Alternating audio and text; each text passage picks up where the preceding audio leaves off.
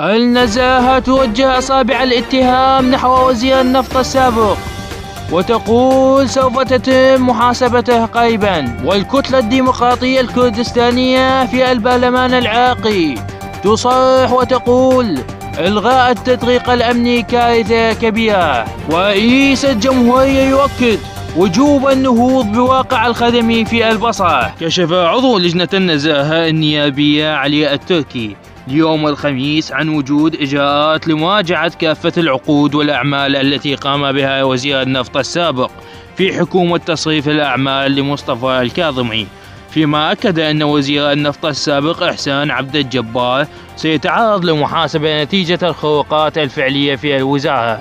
وقال التركي في حديث له أن هناك إجراءات لمراجعة كاملة لكافة العقود والتعاقدات والتعيينات التي قامت بها الحكومة السابقة، سواء في فترة صلاحيتها أو في تصريف الأعمال، أي ما قبل الانتخابات وبعدها. وأضاف أن حكومة السوداني بدأت فعليا بإيقاف هذه الأوامر وإعادة التعاقدات إلى وزارة النفط وطرحها مرة أخرى لمناقشة الجدوى. وهكذا اتفاقات كأنبوب العقبة وغيرها مؤكدة ستتم مراجعة كل الأعمال التي قام بها وزير النفط السابق في فترة الكاظمي باعتبارها حكومة سارقة لقوت الشعب، والدليل السرقات التي ظهرت في الآونة الأخيرة والتي تعد بالمليارات.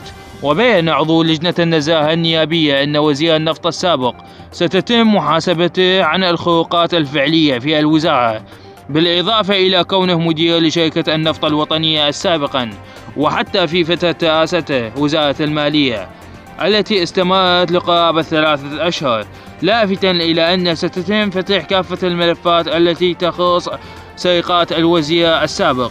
ووصفت كتلة الحزب الديمقراطي الكردستاني في مجلس النواب العراقي اليوم الخميس قرار إلغاء التدقيق الأمني للعوائل النازحة بأنه كارثة كبرى وتضييع لحقوق الضحايا. وقالت النائبة عن الكتلة الديمقراطية الكردستانية فيان دخيل خلال مؤتمر صحفي عقدت بمبنى البرلمان وأن إلغاء التدقيق الأمني للمواطنين في المناطق المحررة هذه كارثة كبرى، وأن الكل يعلم أن الإرهاب كان في كل العراق وللأسف كان في مناطق محددة، وهذا أدى إلى انهيار ثلث العراق وسقوط محافظات بيد الإرهابيين.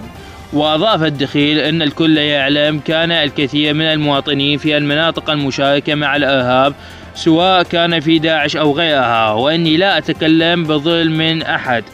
بنفس الوقت كان هناك أبرياء كثر في تلك المناطق، إلا أن موضوع التدقيق الأمني مهم جدا وموجود بكل دول العالم، وكيفية إلغائه بدولة مثل العراق لعب الإرهاب فيها وقتل وخطف الكثير. وتابعت هذا ما نقول يا دولة رئيس مجلس الوزراء والقائد العام للقوات المسلحة لأهالي الضحايا من الإرهاب وداعش، وماذا تقول للآلاف الأيزيديين والمقابر الجماعية وذوي ضحايا الخسفة في الموصل وعشائر أبو نمر في الأنبار وأهالي إسبايكا وشهداء القوات الأمنية كانوا كلهم ضحايا للإرهاب. أكد رئيس الجمهورية عبد اللطيف رشيد اليوم الخميس على ضرورة النهوض بواقع الخدمات في محافظة البصرة وتوفير فرص العمل للأهالي، محذرا في الوقت نفسه من أن الفساد أدى إلى انهيار عدد من الإمبراطوريات.